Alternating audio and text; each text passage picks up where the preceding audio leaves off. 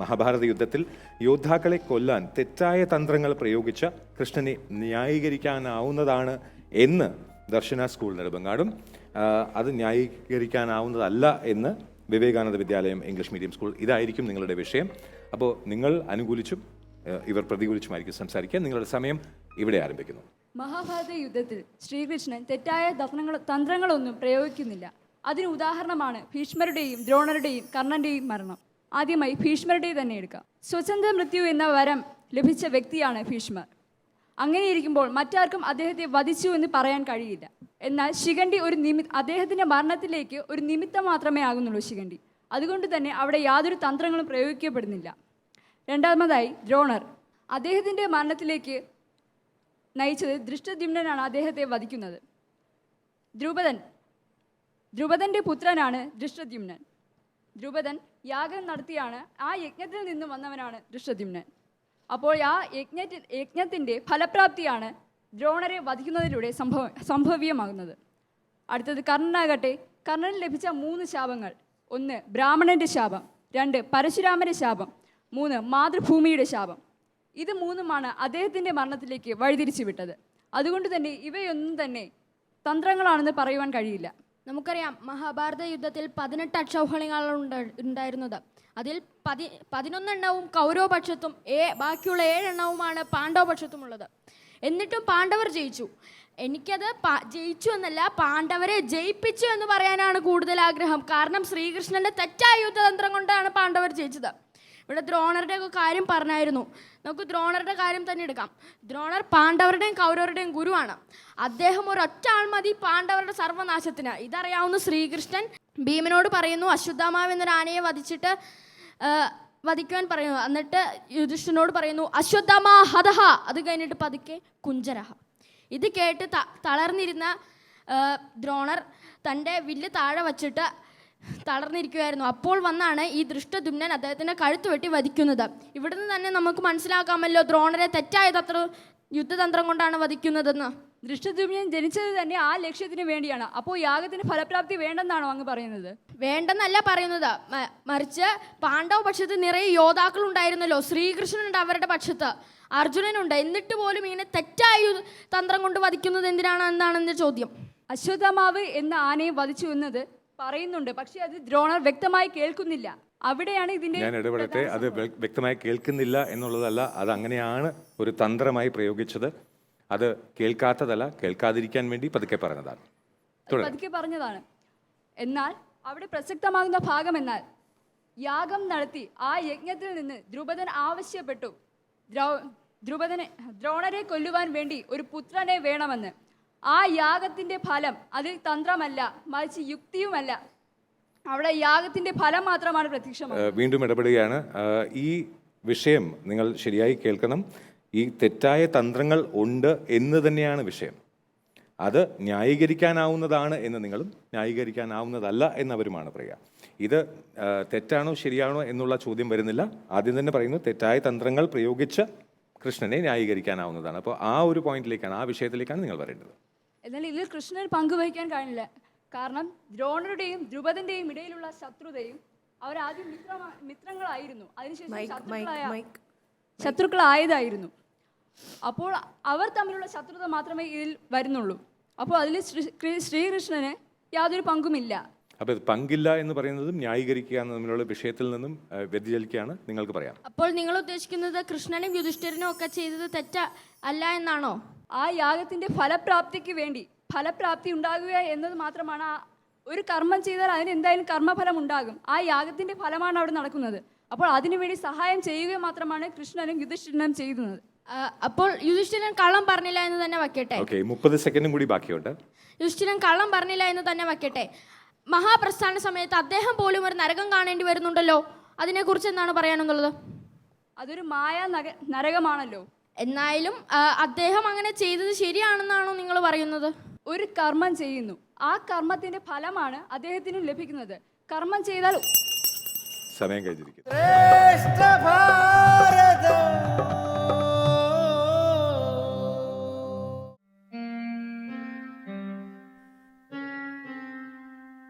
അന്നും ഞാൻ ആ വഴിയരികിൽ കാത്തുനിന്നു, ആരുടെയെങ്കിലും കാലൊച്ചയ്ക്ക് വേണ്ടി. പക്ഷെ ആരും വന്നില്ല. ഇന്നലെ കുട്ടികളൊന്നും കഴിച്ചിട്ടുമില്ല. കുറച്ചു പഴങ്ങളും പച്ചിലകളും ഒരല്പം ജലവും കൊടുത്ത് അവരെ ഉറക്കി. അവർ പിറുപിറുത്തു. അതുകൊണ്ട് രാവിലെ ഇറങ്ങിയതാണ് ആരുടെയെങ്കിലും കാലൊച്ചയ്ക്ക് വേണ്ടി. പക്ഷേ ചെറു കിളികളുടെയോ മൃഗങ്ങളുടെയോ ഒച്ചയും അനക്കവുമില്ല. ഇന്നത്തെ കാര്യവും കഷ്ടത്തിലാവും.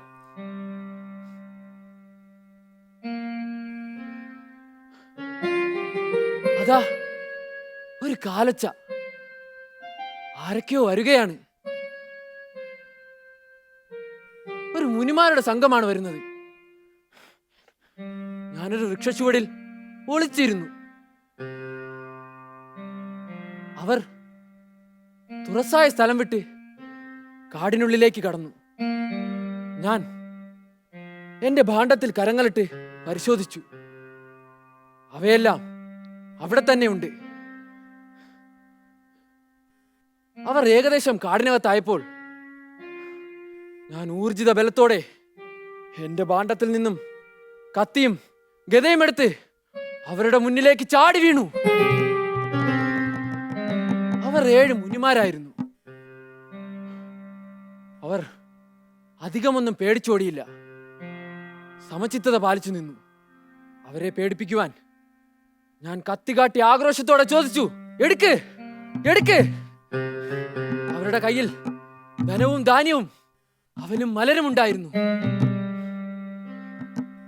ഞാൻ ആരാണെന്ന് അവർ ചോദിച്ചപ്പോൾ വരുണദേവന്റെ 10ാമത്തെ പുത്രൻ രത്നാകരൻ. ബാല്യത്തിൽ എന്നെ ഉപദേശിക്കുവാനോ നേർവഴിക്ക് നടത്താനോ ആരുമില്ലായിരുന്നു. അതുകൊണ്ട് ഞാൻ ദുർവൃത്തികളിൽ ഏർപ്പെട്ടു. പുത്രകളത്രാദികളായപ്പോൾ കൊള്ളയും കവർച്ചയും നടത്തി കഴിയുന്നു. നീ ചെയ്യുന്നത് ആർക്കു വേണ്ടിയാണ്? ഞാൻ ചെയ്യുന്നത് എന്റെ കുടുംബത്തിന് വേണ്ടി. ഇതെല്ലാം പാപമല്ലേ? അതെ, പാപമാണ്. അപ്പോൾ ഈ പാപത്തിൻ ഫലം നിന്റെ കുടുംബം കൂടി അനുഭവിക്കുമോ? തീർച്ചയായും ഞാൻ ചെയ്യുന്ന പാപഫലം എന്റെ കുടുംബം അനുഭവിക്കും. അത്ര നിശ്ചയമോ? എങ്കിൽ നീ നിന്റെ കുടുംബത്തോട് ചോദിച്ചു വരൂ, ഞങ്ങൾ ഇവിടെ നിൽക്കാം എന്ന് മുനിമാർ പറഞ്ഞു. അങ്ങനെ ഞാൻ എൻ്റെ കുടുംബത്തിനടുത്തെത്തി. ഞാൻ ഈ ചെയ്യുന്നതെല്ലാം നിങ്ങൾക്ക് വേണ്ടിയല്ലേ? അപ്പോൾ ഞാൻ ചെയ്യുന്ന പാപഫലം നിങ്ങൾ കൂടി അനുഭവിക്കുമോ? അതെങ്ങനെ? അവരവർ ചെയ്യുന്ന പാപഫലം അവരവർ തന്നെ അനുഭവിക്കണം എന്ന് പത്നിയുടെയും മക്കളുടെയും മറുപടി ഞാൻ മുനിമാരുടെ അടുത്തെത്തി പറഞ്ഞു. അവരവർ ചെയ്യുന്ന പാപത്തിന്റെ ഫലം അവരവർ തന്നെ അനുഭവിക്കണം. അപ്പോൾ അവർ ചോദിച്ചു, നീ എന്തിനീ കടുംകൈ ചെയ്യുന്നു? ശരിയാണ്, ഞാൻ എന്തിനിത് ചെയ്യുന്നു? ഞാൻ എന്തിന് ഒറ്റയ്ക്ക് പാപഫലം അനുഭവിക്കണം? അപ്പോൾ അവർ പറഞ്ഞു, നീ ഈശ്വരനാമം ജപിച്ചിരിക്കാൻ. എനിക്കറിയില്ല എന്ന് പറഞ്ഞപ്പോൾ അവർ സപ്തഋഷികളായിരുന്നു. രാമ രാമ രാമ രാമ എന്ന് ജപിക്കുവാൻ പറഞ്ഞു. അങ്ങനെ അന്നു മുതൽ കണ്ണുകൾ അടച്ച് ഒരു വൃക്ഷച്ചുവടിൽ രാമനാമം ജപിച്ചിരുന്നു. നാളുകൾ മാസങ്ങളായി, മാസങ്ങൾ വർഷങ്ങളായി. ദാഹവും വിശപ്പുമില്ല. മഴയും വെയിലും കാറ്റും മഞ്ഞും എല്ലാം ഏറ്റ് ജപിച്ചിരുന്നു.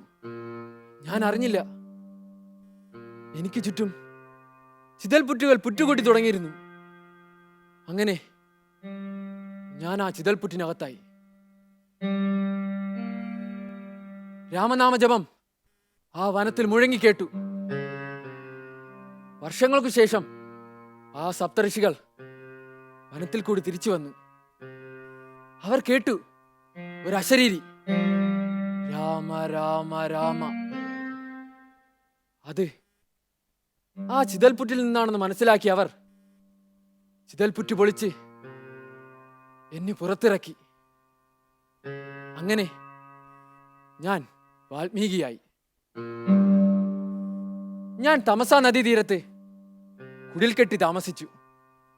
ഒരിക്കൽ ഞാൻ സ്നാനം കഴിഞ്ഞ് തിരിച്ചു വരവേ കുടിലിന് സമീപത്തുള്ള വൃക്ഷശിഖരത്തിൽ ഇണകളായ ക്രൗഞ്ചപക്ഷികൾ കൊക്കുരുമി ഇരിക്കുന്നുണ്ടായിരുന്നു. അധിക നേരമായില്ല, ആ ക്രൗഞ്ചപക്ഷികളിൽ ഇണകളിലൊന്നിൻ നെഞ്ചിൻ കൂടി തവർത്ത് ഒരു ശരമൊന്നു കൊണ്ടു.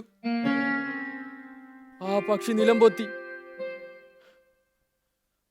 അതിൽ വിഷമമുണ്ട ഞാൻ ശരമീത വേടനെ ശപിക്കുവാൻ ഒരുങ്ങിയതാണ്. അപ്പോൾ മനസ്സിലുണ്ടായ ഉത്കടമായ വിഷമം ശ്ലോകമായി. മാനിഷാദ പ്രതിഷ്ഠാം ത്വഗമ ശാശ്വതീ സമ യൽ ക്രൗഞ്ച മിഥുനാദേക മവധി കാമമോഹിതം. അപ്പോൾ ബ്രഹ്മദേവൻ പ്രത്യക്ഷപ്പെട്ടു. എന്നോട് ഈ രൂപത്തിൽ ശ്രീരാമചന്ദ്ര കഥ രചിക്കുവാൻ പറഞ്ഞു.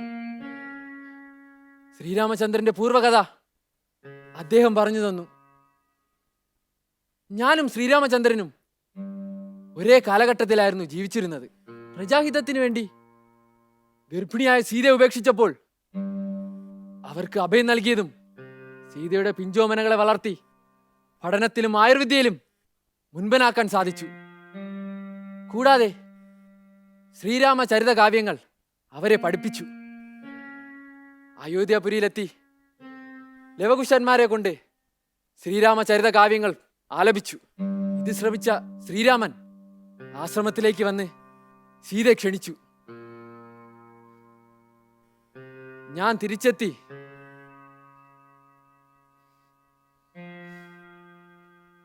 തപസ്സിലും വേദപഠനത്തിലും മുഴുകി.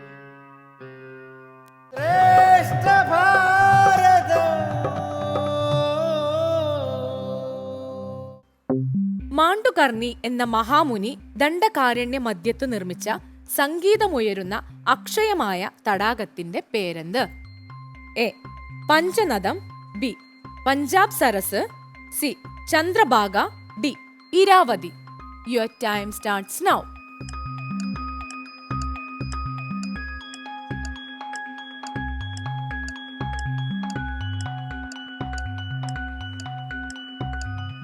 സി ചന്ദ്രഭാഗ.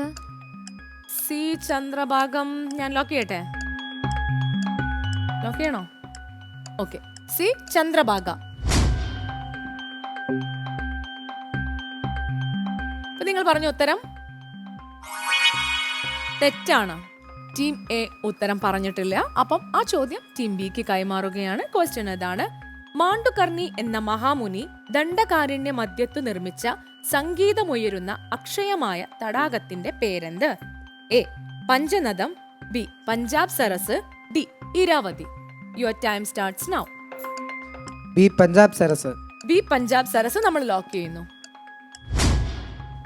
ടീം ബി പറഞ്ഞ ഉത്തരം ശരിയാണ്. നെക്സ്റ്റ് ക്വസ്റ്റ്യൻ ടീം ബിയോട് തന്നെയാണ്. ക്വസ്റ്റ്യൻ അതാണ്: വാതാബി ഒരു അസുരനാണ്. മഹാതപസ്വിയായ ഒരാൾ വാതാബിയെ സ്വന്തം ഉദരത്തിൽ ദഹിപ്പിച്ചു കളഞ്ഞു.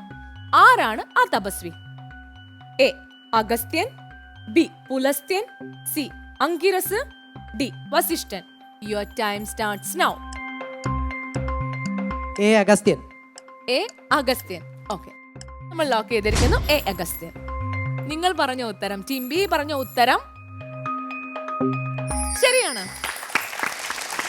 ടീം ബിക്ക് 2 മാർക്ക്. അടുത്ത ക്വസ്റ്റ്യൻ ടീം എയോടാണ്. പക്ഷിശ്രേഷ്ഠനായ ജടായുവിന്റെ പിതാവാര്? A Arunan, B Manu, C Garudan, D Hrasvaroman. Your time starts now. Hrasvaroman. അപ്പൊ നമ്മൾ ലോക്ക് ചെയ്തിരിക്കുന്നു ഡി ഹ്രസ്വരോമൻ. നമുക്ക് നോക്കാം. ടീം എ പറഞ്ഞ ഉത്തരം തെറ്റാണ്. ടീം എ പറഞ്ഞ ഉത്തരം ശരിയല്ല. അപ്പൊ അതുകൊണ്ട് ആ ചോദ്യം ടീം ബിക്ക് കൈമാറുകയാണ്. നിങ്ങളുടെ ക്വസ്റ്റ്യൻ അതാണ്: പക്ഷിശ്രേഷ്ഠനായ ജടായുവിന്റെ പിതാവ് ആര്? A Arunan, B Manu, C Garudan. Your time starts now. A Arunan. A Arunan. Lock ചെയ്യട്ടെ? ഓക്കെ, നമുക്ക് ലോക്ക് ചെയ്യാം എ അരുണൻ. ടീം ബി പറഞ്ഞ ഉത്തരം ശരിയാണ്. ടീം ബി നേടിയിരിക്കുന്നത് 1 മാർക്ക്. അടുത്ത ക്വസ്റ്റ്യൻ ടീം ബിയോട് തന്നെയാണ്. ക്വസ്റ്റ്യൻ അതാണ്: സീതാപഹരണത്തിന് മാരീചന്റെ സഹായം തേടി രാവണൻ എത്തുമ്പോൾ മാരീചൻ ഏതവസ്ഥയിലായിരുന്നു? എ രാക്ഷസീയമായ ദുഷ്ടതയോടെ കഴിയുകയായിരുന്നു, ബി രാമനോട് പകയോടെ വസിക്കുകയായിരുന്നു, ദുഷ്ടത വെടിഞ്ഞ് സന്യാസിയായി ജീവിക്കുകയായിരുന്നു, ഡി രാവണന്റെ ആജ്ഞ കാത്തിരിക്കുകയായിരുന്നു. Your time starts now. Option C ദുഷ്ടത വെടിഞ്ഞ് സന്യാസിയായി ജീവിക്കുകയായിരുന്നു. ഓപ്ഷൻ സി ദുഷ്ടത വെടിഞ്ഞ് സന്യാസിയായി ജീവിക്കുകയായിരുന്നു. നമ്മൾ ലോക്ക് ചെയ്തു. നമുക്ക് നോക്കാം. നിങ്ങൾ പറഞ്ഞ ഉത്തരം, ടീം ബി പറഞ്ഞ ഉത്തരം ശരിയാണ്. അടുത്ത ക്വസ്റ്റ്യൻ ടീം എയോടാണ്. ജന്മസംസാര വൃക്ഷമൂലമായത് എന്താണെന്നാണ് രാമൻ ലക്ഷ്മണനെ ഉപദേശിക്കുന്നത്? എ ആത്മാവ്, ബി ദേഹം, സി ജീവാത്മാവ്, ഡി പരമാത്മാവ്. Your time starts now.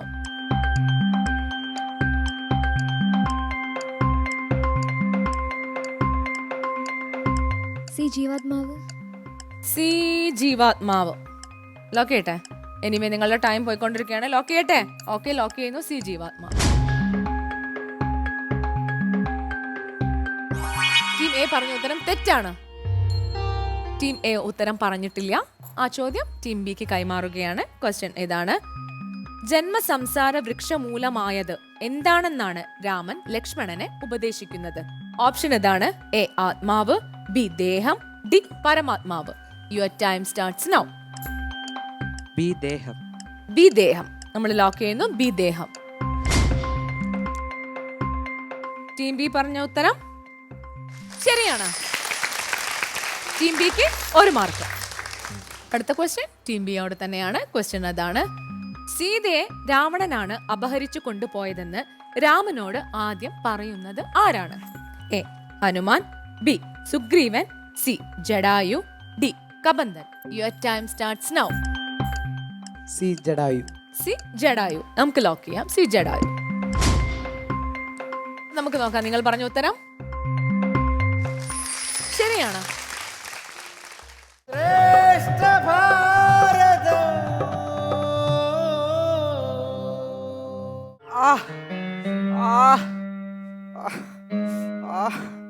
ഇത് ചതിയാണ്, പൊറുക്കരുത്. പ്രഭു, ഇതാരാ? അശുദ്ധമാവൂ? അതെ പ്രഭു.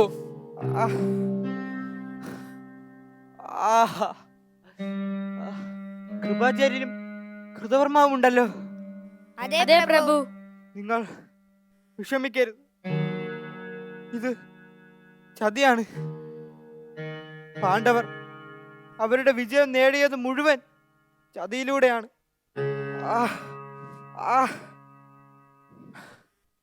അവർ എന്നെയും കീഴ്പ്പെടുത്തിയത് ചതിയിലൂടെയാണ്.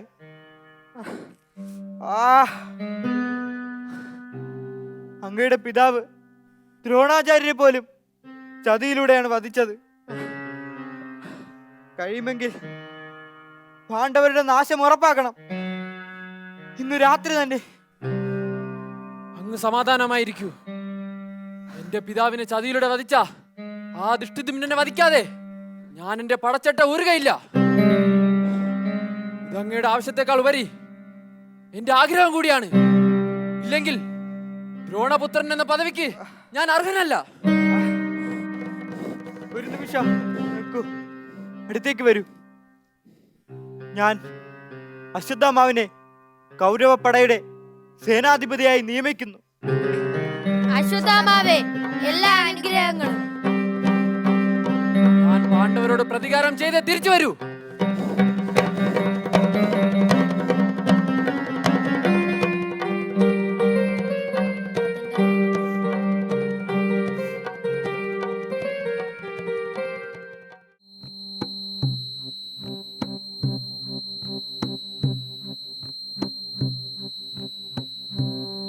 ഇനി എന്താണ് ചെയ്യേണ്ടത്? ഏതു വിധേനയും ശത്രുക്കളെ നിഗ്രഹിക്കണം. നേരം ഇരുട്ടിയല്ലോ, തൽക്കാലം നമുക്ക് വിശ്രമിക്കാം. ശരി, എന്തായാലും നേരം മുളുക്കട്ടെ, നമുക്ക് ആലോചിക്കാം. ശത്രു നിഗ്രഹം വരുത്താതെ നമുക്ക് ഉറക്കം വരികയില്ല. നിങ്ങൾ വിശ്രമിച്ചോളൂ.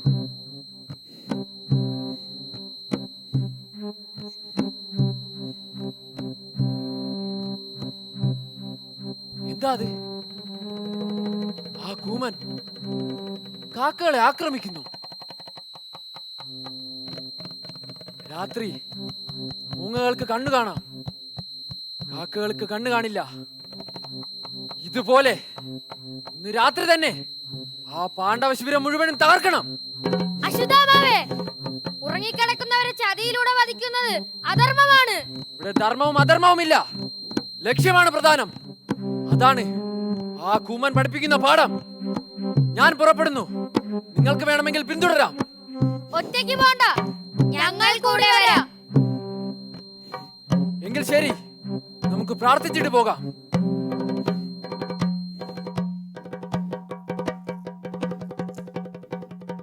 ഓം നമഃ ശിവായ.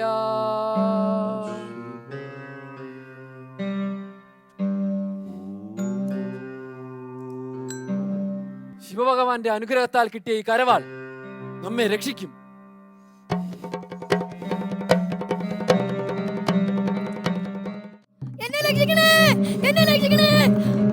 ദുഷ്ടദിമ്ന, നിന്റെ നാശം എന്റെ കൈകൾ കൊണ്ട് തന്നെ.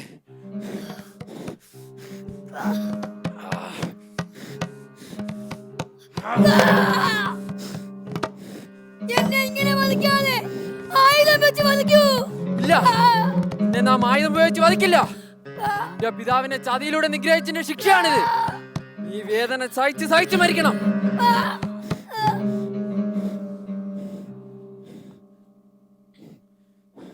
പാണ്ഡവരെ ഒന്നാകെ നശിപ്പിച്ചു. ഇനി പാണ്ഡവ കുലത്തിൽ ആരും തന്നെ ജീവിച്ചിരിക്കാൻ പാടില്ല. കൂടാരങ്ങൾക്ക് തീ വയ്ക്കൂ.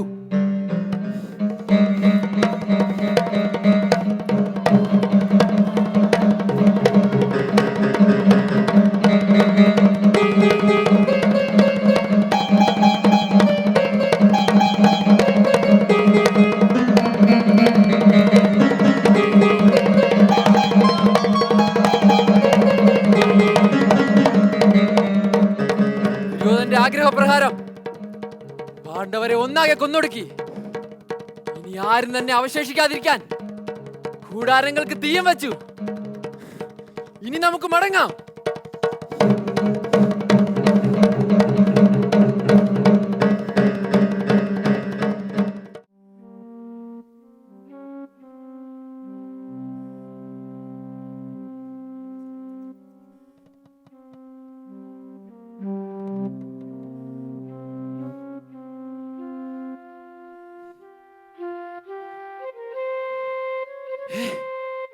കൃഷ്ണാർജുന്മാരല്ല വരുന്നത്. അപ്പോൾ പാണ്ഡവർ നശിച്ചിട്ടില്ല എങ്കിൽ ബ്രഹ്മാസ്ത്രം പ്രയോഗിക്കുക തന്നെ. ഈ തൃണം പാണ്ഡവകുലം നശിക്കാനുള്ള ബ്രഹ്മാസ്ത്രമായി ഭവിക്കട്ടെ. അരുത്, അരുത് അശ്വത്ഥമ, അരുത്. ബ്രഹ്മാസ്ത്രം പ്രയോഗിക്കരുത്. ഈ ബ്രഹ്മാണ്ടം മുഴുവൻ നശിക്കും. ഇല്ല, ഞാൻ പിൻവലിക്കില്ല. അപാണ്ഡവം ഗുരു. ഹേ അശ്വത്ഥാമ, ബ്രഹ്മാസ്ത്രം തൊടുത്തുവിട്ട് നീ അജയനായി നിൽക്കുന്നു. ലോകനാശം വിതയ്ക്കുന്ന ബ്രഹ്മാസ്ത്രം പിൻവലിക്കുവാനുള്ള മഹർഷിമാരുടെ ഉപദേശവും നീ അനുസരിച്ചില്ല. ബ്രഹ്മാസ്ത്രം പിൻവലിക്കാനോ? ഞാനോ? സാധ്യമല്ല. പാണ്ഡവരുടെ അവസാന സന്തതിയായ ഉത്തരയുടെ ഉദരത്തിൽ വളരുന്ന ശിശുവിലെങ്കിലും പ്രയോഗിച്ചിട്ട് ഞാൻ അടങ്ങും. ഹേ ദ്രോണപുത്ര, നീ അധർമ്മം പ്രവർത്തിച്ചിരിക്കുന്നു. നിന്നെപ്പോലെ നീചനും ദുഷ്ടനും അഹങ്കാരിയുമായ ഒരുവൻ ഇനിയും ജീവിച്ചിരുന്നുകൂടാ. നാം ഇതാ നിന്നെ ശിക്ഷിക്കാൻ പോവുകയാണ്. അയ്യോ, എന്നെ ശിക്ഷിക്കരുതേ. ഞാനൊരു ബ്രാഹ്മണനാണ്. ബ്രാഹ്മണനോ? നീ വെറും ചണ്ഡാളനാണ്. അധർമ്മിയും പാപികളിൽ വെച്ച് മഹാപാപിയുമാണ്. ഇനി നിനക്ക് ജീവൻ തിരികെ വേണമെങ്കിൽ ജന്മനാ ലഭിച്ച ചൂടാരത്നം പറിച്ചു നൽകി ഇവിടെ നിന്നും പൊയ്ക്കൊള്ളുക. അല്ലാതെ നിനക്ക് രക്ഷയില്ല. ഞാൻ നൽകാം, നൽകാം.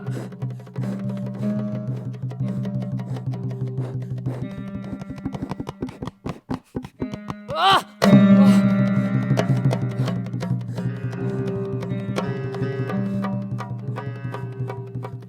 ഹേ അശ്വത്ഥാമ, നാം ഇതാ നിന്നെ ശപിക്കുന്നു. ഈ വ്രണം ചീഞ്ഞുപഴുത്ത് 3000 കൊല്ലത്തോളം ഈ വനത്തിൽ അലഞ്ഞു തിരിഞ്ഞു നടക്കാൻ നിനക്കിടവരട്ടെ. കൃഷ്ണ, കൃഷ്ണ.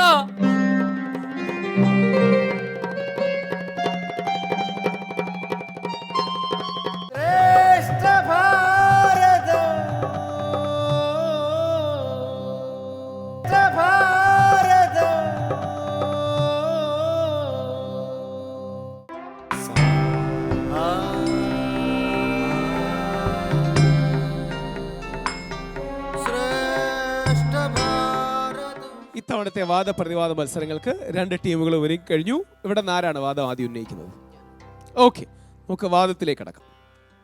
ത്രയംബകം എന്ന പരമശിവന്റെ വില്ല് മുറിച്ചാണ് സീതാദേവിയെ ശ്രീരാമചന്ദ്രൻ വിവാഹം കഴിക്കുന്നത്. വില്ല് മുറിഞ്ഞ സമയത്ത് ആ ഒച്ച ലോകത്തിലെമ്പാടും ഇടിമുഴക്കം പോലെയാണ് അലയടിച്ചത്. ഇത് കേട്ട് വിവാഹവേളയിൽ പങ്കെടുക്കാനെത്തിയ രാജാക്കന്മാർ ഉരകങ്ങളെ പോലെ നടുങ്ങി. എന്നാൽ മൈഥിലി മയിൽപ്പേട പോലെയാണ് സന്തോഷം പൂണ്ടത്. ഇതിൽ നിന്ന് നമുക്കൊരു കാര്യം മനസ്സിലാക്കാം. ശ്രീരാമനെ നേരിൽ കാണുന്ന ആദ്യ സന്ദർഭത്തിൽ തന്നെ ശ്രീരാമചന്ദ്രൻ നിസ്സാരക്കാരനല്ല എന്ന് സീതാദേവി മനസ്സിലാക്കിയിരുന്നു. ശ്രീരാമചന്ദ്രൻ ലോകത്തിലെ ഏറ്റവും ശക്തിശാലിയായ ഒരു മനുഷ്യനാണ്, അല്ലെങ്കിൽ മഹാവിഷ്ണുവിൻ്റെ മർത്യനായി രൂപമെടുത്ത ഏറ്റവും ശക്തിശാലിയായ അവതാരമാണ് എന്ന് സീതയ്ക്ക് ഉറപ്പുണ്ടായിരുന്നു. സീത അതുകൊണ്ട് തന്നെ ഒരിക്കലും വിശ്വസിക്കില്ല ശ്രീരാമചന്ദ്രന് ഭൂമിയിലെ ഒരു രാക്ഷസന്റെയോ മനുഷ്യന്റെയോ കൈയാൽ അപകടം പറ്റുമെന്ന്. സീതയും മറ്റുള്ള സ്ത്രീകളെ പോലെ സാധാരണ സ്ത്രീ തന്നെയാണ്. അതുകൊണ്ട് തന്നെ തൻ്റെ സീമന്തത്തിലെ സിന്ദൂരം മായാതിരിക്കാൻ വേണ്ടി സീത വിലപിച്ചു എന്നതിൽ ഒരു തെറ്റും തന്നെയില്ല. അവിടെ സീതയെ തൻ്റെ ഭർത്താവിൻ്റെ വിലാപം കേട്ടിട്ട് ഏതൊരു സ്ത്രീയെ പോലും സീത അവിടെ ഉണർന്ന് പ്രവർത്തിക്കുകയാണ് ചെയ്തത്. അതിനെ വേറൊരു രീതിയിൽ ഒരിക്കലും എടുക്കാൻ കഴിയില്ല. സാധാരണ രീതിയിലുള്ള സ്ത്രീകൾ ഭക്താക്കന്മാരുടെ ആയോധന കലകളിൽ അല്ലെങ്കിൽ ഭർത്താക്കന്മാരുടെ കഴിവുകളിൽ വിശ്വസിക്കുന്നവരല്ലേ? ഒരിക്കലുമില്ല. കാരണം സീത രാമൻ്റെ കൂടെ പോകാൻ കാരണം ഏതൊരു പത്നിയുടെ അവകാശമാണത്. അതൊരിക്കലും രാമനോടുള്ള വിശ്വാസം കൊണ്ട് മാത്രമല്ല സീത അവിടെ പോകുന്നത്. അത് അവരുടെ അവകാശമാണ്. ഒരിക്കലും വേറൊരു രീതിയിലല്ല സീത അവിടെ പോകുന്നത്. ഇത് ഒരു രീതിയിൽ എൻ്റെ വാദത്തെ സാധൂകരിക്കുകയാണ്. കാര്യം സീത മനുഷ്യ സ്ത്രീയാണെന്നാണ് നിങ്ങൾ വാദിക്കുന്നത്. മനുഷ്യ സ്ത്രീ ആണെങ്കിൽ സ്വന്തം രക്ഷ അല്ലെങ്കിൽ തൻ്റെ സുഖഭോഗങ്ങൾ, ദേഹത്തിനോടുള്ള ആസക്തി ആ സ്ത്രീക്കുണ്ട്. അങ്ങനെയുള്ളപ്പോൾ സ്വന്തം ഭർത്താവിൽ വിശ്വാസമില്ലാതെ സീത പോവുകയില്ലല്ലോ. മനുഷ്യ സ്ത്രീയാണെന്ന് വാദിക്കുകയല്ലേ നിങ്ങൾ? അങ്ങനെയുള്ളപ്പോൾ എന്താ മറുപടി? എല്ലാ മനുഷ്യ സ്ത്രീകൾക്കും പേടിയുണ്ടെന്ന് അവിടെ ആരും സമ്മതിക്കില്ലല്ലോ. എല്ലാ മനുഷ്യ സ്ത്രീകൾക്കും പക്ഷെ സീതയ്ക്ക് ഒരു പേടി തോന്നി എന്നുള്ളത് സത്യമല്ലേ? അത് സീതയ്ക്ക് ചേരാത്ത കാര്യമെന്ന് പറഞ്ഞാൽ ഏതൊരു സ്ത്രീക്കും ഏതൊരു വ്യക്തിക്കും ഏതൊരാൾക്കും തോന്നുന്ന ഒരു പേടി തോന്നി. അതിനെ സമ്മതിക്കാൻ എത്ര മടി? ഭയം സീതയ്ക്ക് തോന്നി.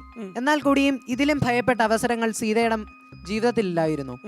ആരണ്യകണ്ഡത്തിന്റെ തുടക്കത്തിൽ മഹാരണ്യ പ്രവേശനത്തിൽ വെച്ച് വിരാധൻ എന്ന രാക്ഷസൻ സീതയെ ആക്രമിക്കാൻ വരുന്ന സമയത്ത് എഴുത്തച്ഛൻ്റെ രാമായണത്തിൽ ഒന്ന് തൊടാൻ പോലും ശ്രീരാമൻ സമ്മതിക്കുന്നില്ല, അതിനു മുമ്പ് വിരാധനെ വധിക്കും.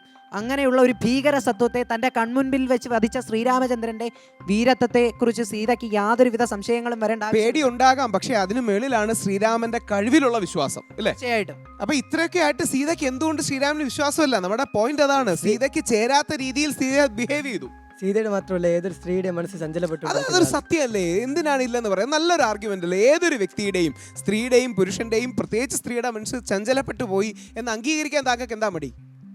ചഞ്ചല ചിത്തകൾ ആണ് സ്ത്രീകൾ എന്ന് അടച്ചു പറയുന്നത് ശരിയാണോ? അങ്ങനെയല്ലാത്ത ഇതിഹാസ പുത്രിമാർ എത്രയോ പേരുണ്ട്. ഫൈൻ ഫൈൻ, ഇവർ രണ്ടുപേരുടെയും നല്ല ആർഗ്യുമെന്റ്സ് ആയിരുന്നു. നിങ്ങൾ നന്നായി സംസാരിക്കുന്നുണ്ട്, പക്ഷേ ഒരു ആർഗ്യുമെന്റിനെ മറു ആർഗ്യുമെന്റ് കൊണ്ടാണ് നമ്മൾ ഫൈറ്റ് ചെയ്യേണ്ടത്. ഒരു വാദത്തെ ആ ലൈൻ ഓഫ് ആർഗ്യുമെന്റിനെ തന്നെ നമ്മൾ ഡിബേറ്റ് ചെയ്യണം. അപ്പോൾ അടുത്ത ആരാ സ്റ്റാർട്ട് ചെയ്യുന്ന ഈ ഭാഗത്തുനിന്ന്?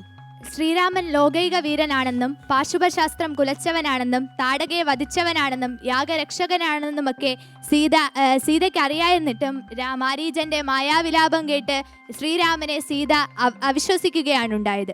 ഇത് ഒരിക്കലും ഒരു ക്ഷത്രിയ സ്ത്രീക്ക് ചേർന്ന പരിണാമമല്ല. Correct, very very nice. അതൊരു ക്ഷത്രിയ സ്ത്രീക്ക് ചേർന്ന ഒരു പരിണാമമല്ല. കനകം മൂലം കാമിനി മൂലമാണ് രാമായണത്തിൽ കലഹം ഉണ്ടാകുന്നത്. ഏത് സ്ത്രീക്കും സ്വർണത്തോടുള്ള ഭ്രമം പണ്ടു മുതലേ മായ പൊന്മാനെ കണ്ട് സീത അതിൽ ആകൃഷ്ടയായി. അപ്പൊ അതുകൊണ്ട് ക്ഷത്രിയ സ്ത്രീയുടെ വീഴ്ചകളാണ് ഇദ്ദേഹം എണ്ണി പറയുന്നത്. അപ്പൊ എന്താ അങ്ങ് പറയുന്നതിൽ കാര്യം? മായ പൊന്മാനെ കണ്ട് വീണു, കനകത്തിൽ വീണു. അപ്പൊ ഇതൊക്കെ സ്വാഭാവികമായി സംഭവിച്ചു പോകുന്നതല്ലേ? അപ്പൊ ഇത്രയൊക്കെ സീതയെ ഗ്ലോറിഫൈ ചെയ്യുന്നതിൽ അർത്ഥമില്ല എന്നാണ് എതിർവാദം പറയുന്നത്. ഏതൊരാളും ഒരു സുന്ദരമായ വസ്തുവിനെ കണ്ട് അറിയാതെയെങ്കിലും മോഹിച്ചു പോകും. അത് ഏത് ക്ഷത്രിയ സ്ത്രീ ആയാലും ഏത് യുദ്ധം ജയിച്ചവനായാലും ശരി തന്നെ, ഒരു സുന്ദരമായ വസ്തുവിനെ കണ്ടാൽ പുരുഷനായാലും മോഹിച്ചു പോകും. അതിന് പറയുന്നത് ഈ കനകം എന്നൊക്കെ പറഞ്ഞു, ഒരു പൊന്മാൻ എന്ന് പറഞ്ഞാൽ പൊന്നിന്റെ മാൻ അല്ലല്ലോ. അതുകൊണ്ട് ഒരു കനകവും ഇതുമായിട്ട് എങ്ങനെയാ ബന്ധിപ്പിക്കുന്നത്? എൻ്റെ വാദം എന്ന് വെച്ചാൽ സീതയ്ക്ക് പക്വതയില്ല. പക്വതയുള്ള ഒരാളും ഇതിനെ കണ്ട് മോഹിക്കുകയില്ല. ഒന്നിനോടും ഭ്രമമില്ലാത്ത ജീവിതമാണല്ലോ സന്യാസകാലത്ത്. അത് വാനപ്രസ്ഥം, വനവാസം എന്ന് പറഞ്ഞാൽ ഒരു രീതിയിൽ വാനപ്രസ്ഥം തന്നെയായിരുന്നു. മരവുരി ധരിച്ച് വന്യഭോജ്യങ്ങൾ ഭക്ഷിച്ചാണ് ജീവിച്ചത്. അങ്ങനെയുള്ളപ്പോൾ ഒരു രീതിയിൽ വാനപ്രസ്ഥം തന്നെയാണ്. ആ വാനപ്രസ്ഥ സമയത്ത് സീതയ്ക്ക് ലൗകിക ജീവിതമാകാന്ന് വസിഷ്ഠനും ദശരഥനും ഒക്കെ പറയുന്നില്ലേ? കാര്യം സീതയല്ലല്ലോ ഫോട്ടോ, സ്വർണവും ബാക്കി കാര്യങ്ങളും വേണമെന്നാണല്ലോ പറയുന്നത്. ഒരു പതിവ്രതയായ സ്ത്രീ തന്റെ ഭർത്താവ് വാനപ്രസ്ഥാശ്രമത്തിൽ ഇരിക്കുന്ന സമയത്ത് ലൗകികമായി ജീവിക്കുന്നതിനോട് കഴിയില്ല. സീതാദേവിക്ക് പക്വത ഇല്ലാന്ന് വരെ പറഞ്ഞു. നിങ്ങൾ എങ്ങനെ എതിർക്കും? സീതയ്ക്ക് പക്വതയില്ല നമുക്ക് ഒരിക്കലും പറയാൻ കഴിയില്ല. കാരണം തൻ്റെ ഭർത്താവ് വനവാസത്തിന് പോകുമ്പോൾ പക്വതയില്ലാത്ത ഒരു സ്ത്രീക്കും അങ്ങനെ പോകാൻ സാധിക്കില്ല. സീതയുടെ മനസ്സിലുള്ള ഭർത്താവിനോടുള്ള വിശ്വാസമാണത്. ഈ ത്യാഗം ചെയ്ത സീതയാണോ പക്വതയില്ലാത്തവളെന്ന് വിളിക്കുന്നത്? ഈ കൊട്ടാരത്തിൽ മാത്രം താമസിച്ചുള്ള സ്ത്രീ കാട്ടിൽ ശ്രീരാമനോടൊപ്പം കഴിഞ്ഞിട്ട് പക്വതയില്ലെന്ന് പറയുന്നത് സീതയെ കളിയാക്കുന്നതിന് തുല്യമല്ലേ? ഒരു രീതിയിൽ ശ്രീരാമന്റെ കൂടെ പോയത് സുഖഭോഗങ്ങൾ അന്വേഷിച്ച് തന്നെയല്ലേ. ഊർമിള പോയില്ലല്ലോ. എന്തുകൊണ്ട്? ലക്ഷ്മണനോടൊപ്പം ഊർമിള പോയില്ല. തൻ്റെ ഭർത്താവിൻ്റെ അമ്മമാരെ പരിചരിച്ച് രാജകൊട്ടാരത്തിൽ തൻ്റെ ഭർത്താവില്ലാതെ 14 കൊല്ലം കഴിച്ചു കൂട്ടി ഊർമിള. സീത 14 വർഷം, അതിൽ 13 വർഷങ്ങൾ ഒരുമിച്ച് സുഖമായും 14 വർഷം രാവണന്റെ അടുത്തും അല്ലാതെ അഗ്നിപരീക്ഷണങ്ങളുമായി ജീവിച്ചു. ഇതിൽ കൗണ്ടർ ആർഗ്യുമെന്റ്. ശരിക്കും ഊർമിളക്കല്ലേ പക്വത? വാദഗതി അല്ലെങ്കിലും അദ്ദേഹം എക്സ്റ്റെൻഡ് ചെയ്തെടുത്തതാണ്. ദശരഥന് 4 മക്കളുണ്ട്, ബാക്കി 3 ഭാര്യമാരും വീട്ടിലുണ്ട്. അച്ഛനമ്മമാരൊക്കെ ആൾക്കാരൊക്കെ വീട്ടിലുണ്ട്. അതുകൊണ്ട് ഇതിന്റെ കഥ മതി. ബാക്കി കൂട്ടുകുടുംബമായിട്ട് ജീവിക്കുന്നതാണ്. അങ്ങനെ വലിയ ത്യാഗത്തിന്റെ എത്ര പുത്രന്മാരോ എത്ര പുത്രിമാരോ ഉണ്ടായിക്കോട്ടെ, എന്നാൽ കൂടിയും ഒരു മകന്റെ കർത്തവ്യമാണ്. ഇവിടെ മകനില്ലാത്ത കൊണ്ട് ഊർമിള എവിടെ നിന്ന് ആ കർത്തവ്യം ചെയ്തു കൊടുത്തു. ഇതും കൂടെ പറഞ്ഞ് കൺക്ലൂഡ് ചെയ്യാം. രാമന്റെ ജന്മത്തിന്റെ പ്രധാന ഉദ്ദേശം എന്തെന്ന് വെച്ചാൽ രാവണവധമാണ്. ശിവനിൽ നിന്ന് കൊടുത്ത വരം കൊണ്ട് മനുഷ്യന് മാത്രമേ രാവണനെ വധിക്കാൻ കഴിയുള്ളൂ. അതുകൊണ്ട് തന്നെയാണ് മഹാവിഷ്ണുവിന്റെ അവതാരമായി രാമൻ ജനിക്കുന്നത്. ഇവിടെ വിധി പോലും ചൂഷണം ചെയ്യുന്ന സീതയുടെ വൈകല്യങ്ങളെയാണ്, വികാര വൈകല്യങ്ങളെയാണ്. അതായത് സീതയ്ക്ക് മായ പൊന്മാനെയും മറ്റ് സുഖഭോഗങ്ങളോടുമുള്ള അമിത ആസക്തിയാണ് ഇവിടെ വിധി പോലും ചൂഷണം ചെയ്ത ശ്രീരാമചന്ദ്രനിൽ. പെൺകുട്ടിയിൽ നിർത്താം. ഇങ്ങനെ ഒരു പൊന്മാനെ കണ്ട് അല്ലെങ്കിൽ മാരീചനെ വേഷമാനെ കണ്ട് മോഹിച്ചില്ലായിരുന്നുവെങ്കിൽ രാവണവധം ഒരിക്കലും നടക്കില്ലായിരുന്നു. രാമായണം തന്നെ അപൂർണമാവുമായിരുന്നു. രാവണവധത്തിന് വേണ്ടി വിധി പോലും സ്വീകരിക്കുന്നത് സീതയുടെ വികാര വൈകല്യങ്ങളെയാണ്, സീതയുടെ ചാബല്യങ്ങളെയാണ്. അല്ലാതെ ഒരിക്കലും സീതയുടെ മേന്മ വെച്ചല്ലോ രാവണവധം വരുന്നത്. കൺക്ലൂഡ് ചെയ്യാൻ ഗംഭീരമായി രണ്ടുപേരും വാദിച്ചു. സീതാദേവി ഒന്നുമില്ല, സീതാദേവി വൺ ഓഫ് ദി നമ്മുടെ സ്ത്രീരത്നങ്ങളാണ്. പക്ഷേ ആ വാദഗതികൾ അവതരിപ്പിക്കുന്നതിലാണ് അതിൻ്റെ കഴിവ്. സീതാദേവിക്ക് ഇങ്ങനെ ഉണ്ടെന്ന് ഇന്നേ വരെ രാമായണം വായിച്ച് ആരും ചിന്തിച്ചു കാണില്ല. പക്ഷേ പുതിയൊരു ആംഗിളിലൂടെ വിധി പോലും ആ വൈകല്യത്തെയാണ് ഉപയോഗിച്ചതെന്ന് പറയാൻ ആ ചരിത്ര സത്യമല്ല, പക്ഷേ വാദഗതിയിൽ ഏറ്റവും മികച്ചൊരു വാദഗതിയാണ് രണ്ട് ടീമുകളും അവതരിപ്പിച്ചത്. പ്ലീസ്.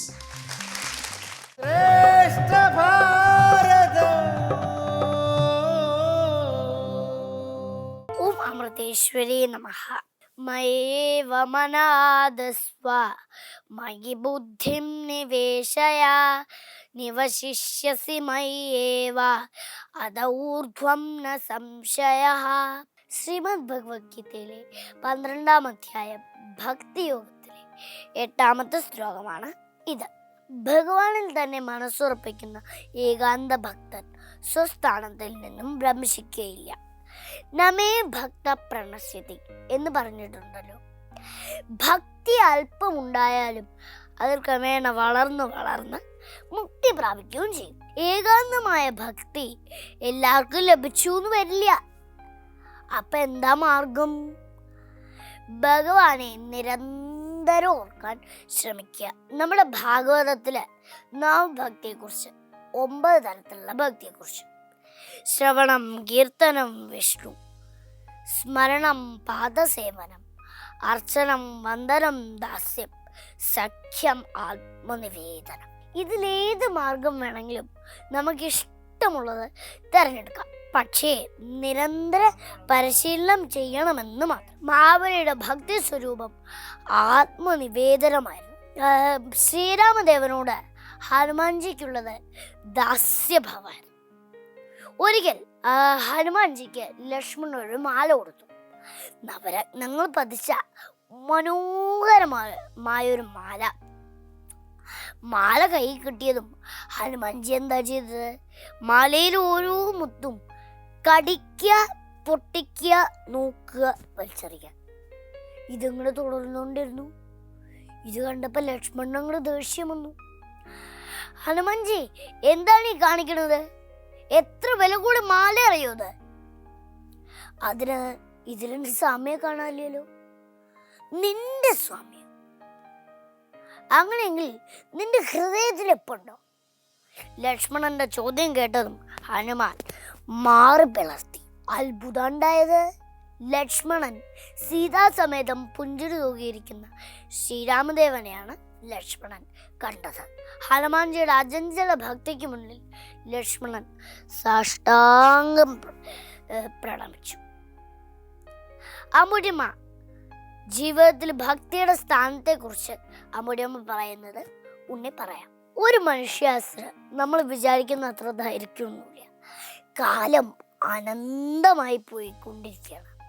അതിൽ 90-100 വർഷം ഒരു ചെറു നീർക്കുമ്പള പോലെ നിമിഷങ്ങൾ മാത്രം നീണ്ടു നിൽക്കുന്ന ഒന്നാണ്. മനസ്സിരുത്തി ചിന്തിച്ചാൽ നമുക്ക് ഈ സത്യം ബോധ്യമാവും. കണ്ണടച്ച് തുറക്കും മുമ്പ് ബാല്യം മാറും, കൗമാരം വരും, കൗമാരം മാറിയ യൗവനവും, യൗവനം മാറിയ വാർദ്ധക്യവും വരും. മരണം ഏത് സമയത്തും കടന്നു വരാം.